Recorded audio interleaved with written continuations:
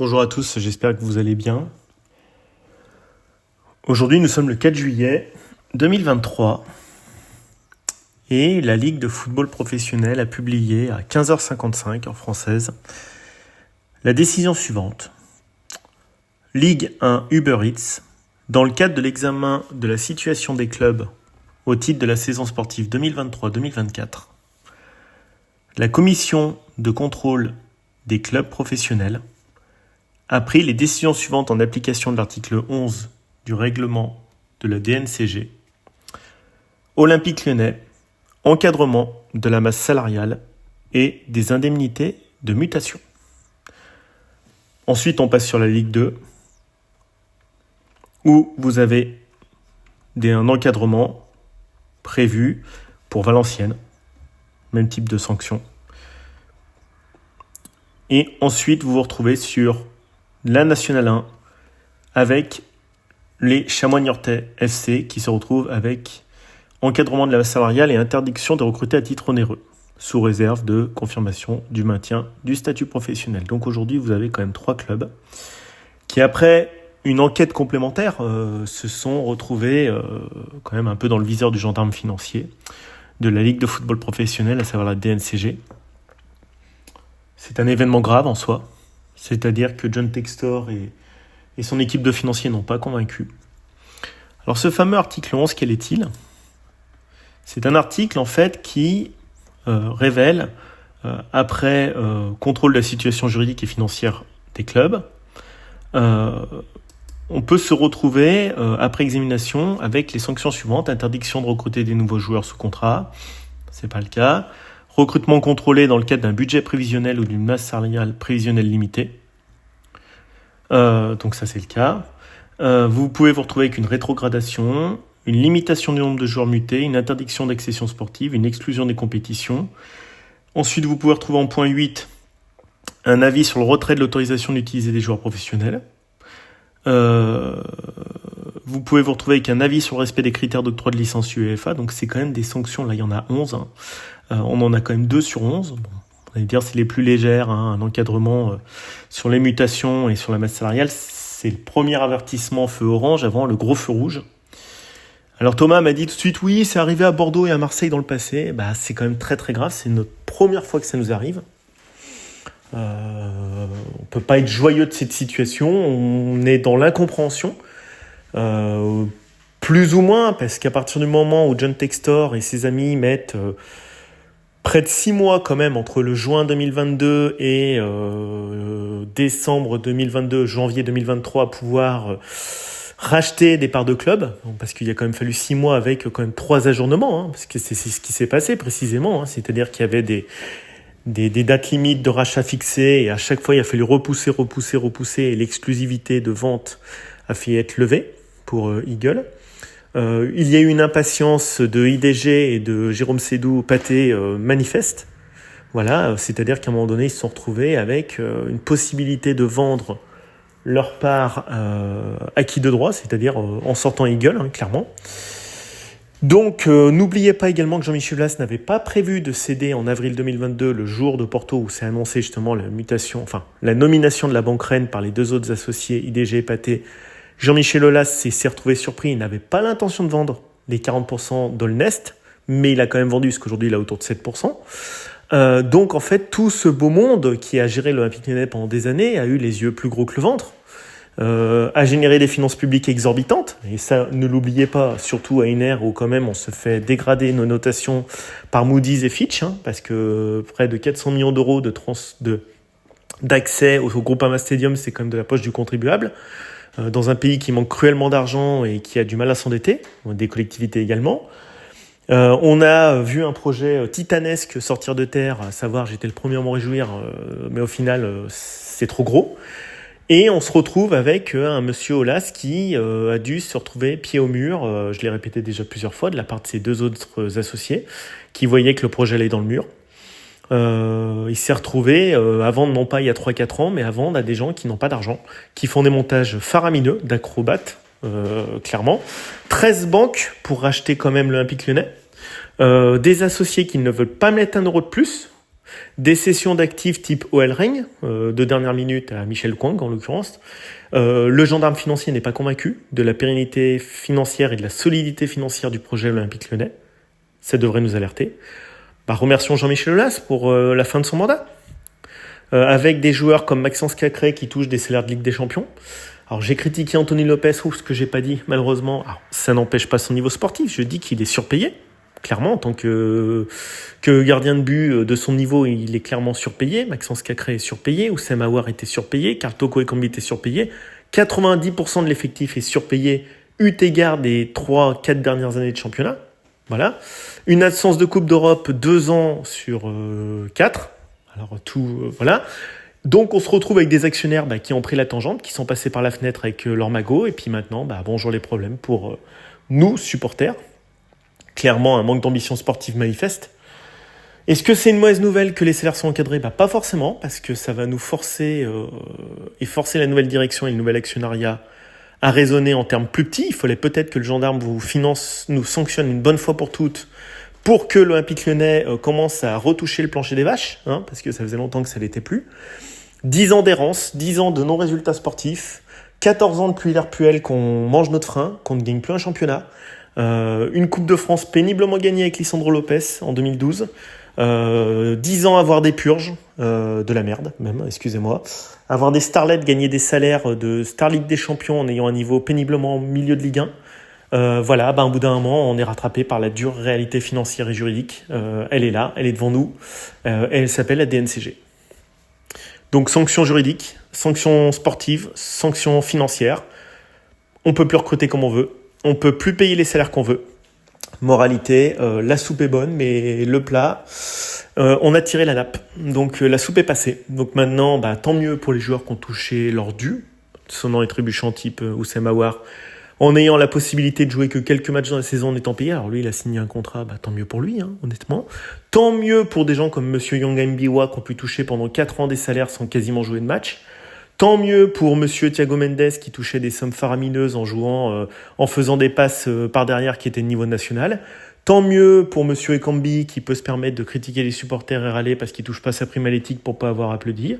Tant mieux pour beaucoup de ces gens. Je sors des noms comme ça, mais j'aurais pu en citer plein. Tant mieux pour Monsieur Boateng qui s'est retrouvé, Monsieur Boateng à ne pas jouer, à toucher 500 000 euros par mois, ne pas jouer. Tant mieux pour tous ces gens. Tant mieux pour eux. Mais tant pis pour nous.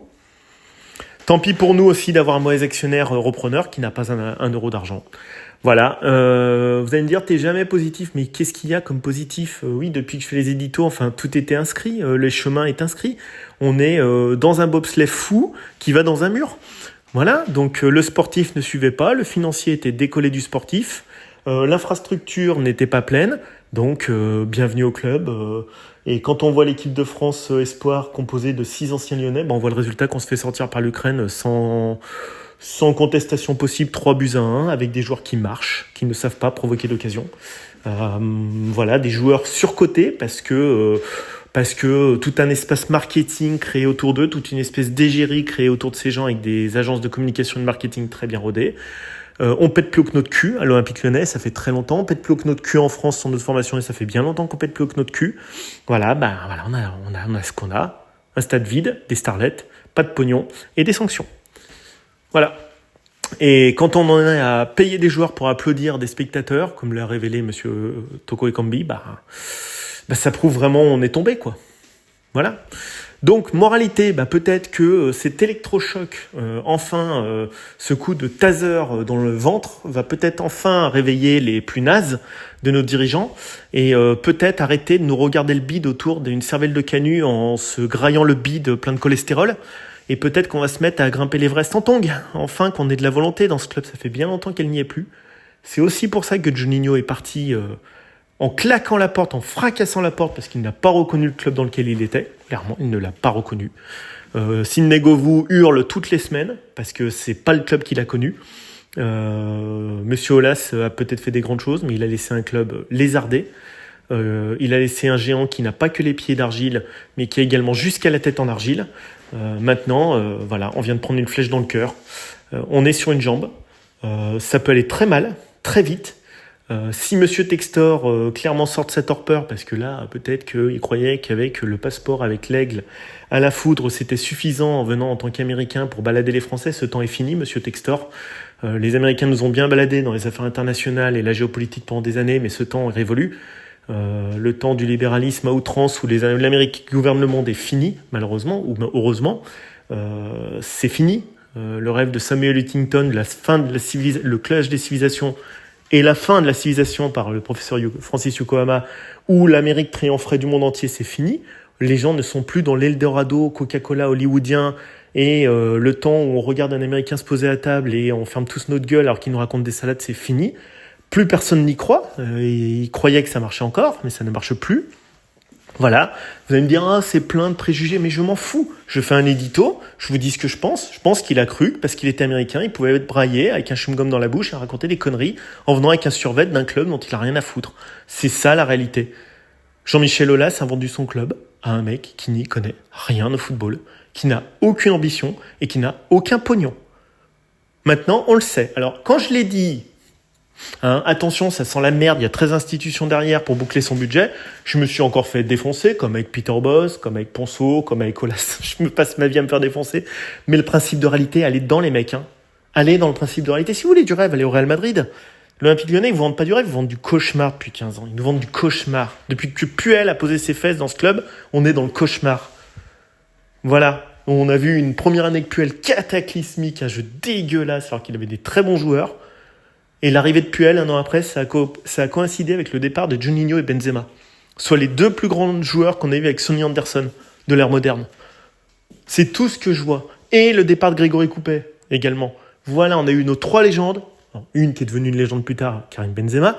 Nos légendes, Coupet, Juninho, Benzema, sont partis. En même temps. Et c'était ça le début de la fin. 2008-2009, c'est le début de la fin. On est passé dans un autre délire, le délire du stade, le délire de la mégalomanie, alors qu'on n'était pas du tout mégalomaniaque à l'époque. On achetait les meilleurs joueurs, on dealait, on négociait, on gueulait sur les arbitres, c'est ce que faisait Jean-Michel Aulas très bien, c'était l'ère de Marino Faccioli, c'était une ère où on a beaucoup gagné, où il y avait des crèves la dalle sur le terrain, ils gagnaient des matchs difficilement, ils allaient loin en Ligue des Champions, ouais c'est vrai, mais c'était pas cet Olympique Lyonnais qu'on a au 4 juillet 2023 qui se retrouve officiellement encadré au niveau des salaires et des transferts par le gendarme financier de la Ligue de football professionnelle. C'est très grave ce qui nous arrive.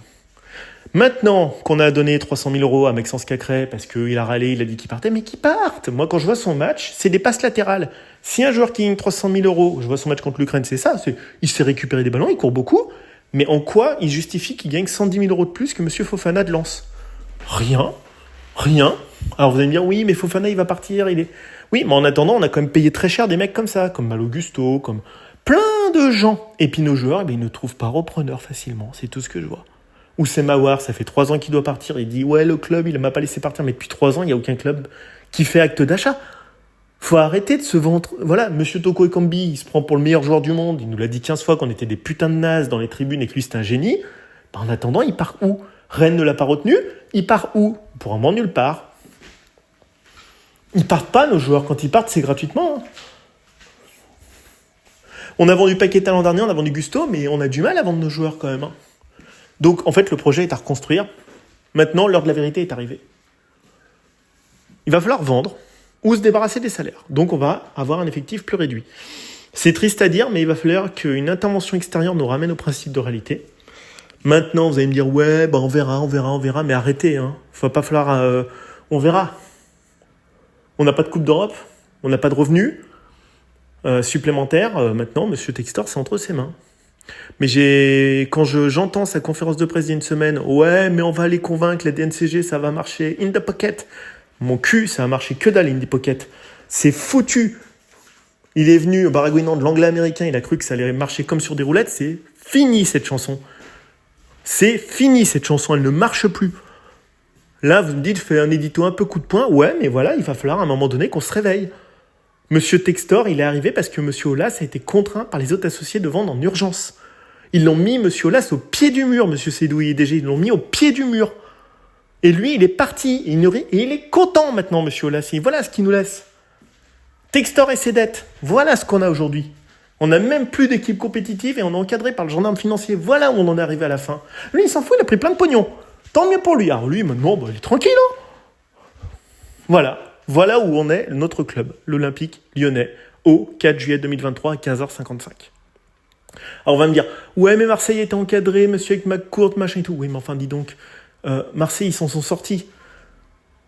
Monsieur Textor il a mis quoi 12 millions sur un mec qu'il a acheté à Renven là, qui vaut pas un pied de lapin. Bon, il suffisait de regarder YouTube pour s'apercevoir que ça allait faire que des lignes droites, que c'est un sprinter et pas un joueur de foot. Et Jeffinho qui s'est fait les croisés en faisant un salto périlleux-arrière contre une Ligue 2. Voilà ce qu'on a vu à peu près pour le moment. Il suffisait de regarder YouTube et les highlights pour voir que c'était pas des grands joueurs. Hein. Voilà. Alors après tu vas me dire, tu vas les trouver où tes grands joueurs? Bah au moins Juninho il a ramené Paqueta, il a ramené Guimarães. Voilà. Lui au moins il a fait le job. Pas au niveau du management sportif, mais au niveau du recrutement, il avait fait le job. Maintenant, je sais pas ce qui peut se passer. Je sais pas vraiment ce qui peut se passer, mais quand on parlait l'an dernier avec Giuliano et Antoine de Madagascar de Ligue 2 et qu'on était très inquiets, juste avant le départ de Peter Bosz, faut savoir que la Ligue 2, elle peut arriver de tous les côtés. Au niveau juridique, au niveau financier, au niveau sportif. On n'est pas sorti de la tête du toilette et du chiotte, excusez-moi de vous le dire. Hein. Et on a bien le nez dans la merde. Hein. Alors, nos grandes années, c'était le passé. Maintenant, Reims, ils se sont cassés la gueule après Copa, Fontaine et tout. Saint-Étienne s'est cassé la gueule. Bordeaux, qui était grand, s'est cassé la gueule. Marseille, qui était grand, s'est cassé la gueule. Monaco est descendu en Ligue 2 en 2013. Ça arrive à tout le monde. Hein. Ça arrive à tout le monde. Voilà, ça arrive pas qu'aux autres. Donc moi, je suis très inquiet pour mon club. Malheureusement, c'est un cauchemar sans fin. C'est un cauchemar sans fin. Et en fait, on connaît déjà presque l'écriture du scénario d'après. C'est même un mauvais roman, tellement en fait on connaît, il n'y a jamais un bon moment en fait dans ce club. Il n'y a jamais un bon deal quoi. C'est pas l'idée de faire 350 éditos pourris. L'idée c'est de se dire, le cauchemar il s'arrête quand? On savait que Jean-Michel Aulas, je l'avais dit il y a 2 ans dans l'édito, arrêtez, ne mourrez pas sur scène comme Molière. Il l'a fait. Il a fallu que les autres lui disent, on arrête Jean-Michel, arrête-toi. C'est un cauchemar sans fin. On n'aurait jamais imaginé en 2007-2008 en arriver là. Jamais de la vie. Si on avait su pourquoi est-ce qu'on a construit ce putain de stade qu'on a comme un boulet au pied maintenant. Parce que M. Aulas, il est passé en mode business. Il n'est plus passé en mode sportif. Lui, il a gagné de l'argent. Nous, on a tout perdu. Le sportif, le financier et l'âme du club. Je suis vraiment triste pour mon Olympique Lyonnais. Je suis vraiment... Alors, ceux qui me disent que t'es pas un vrai supporter, non, au contraire. Je suis supporter beaucoup plus longtemps que vous et beaucoup plus en intensité que la plupart des mecs qui écoutent. En plus, je suis de Lyon. Excusez-moi, je suis du Cru. Comme plein de mecs d'ailleurs, mais c'est mon seul club. Je suis dégoûté. Il n'y a même pas d'autre terme. En fait, on peut rien faire. On peut rien faire. Voilà. Pour le moment, on peut rien faire. On peut juste constater les événements. Allez, bonne journée à tous. Ciao, ciao.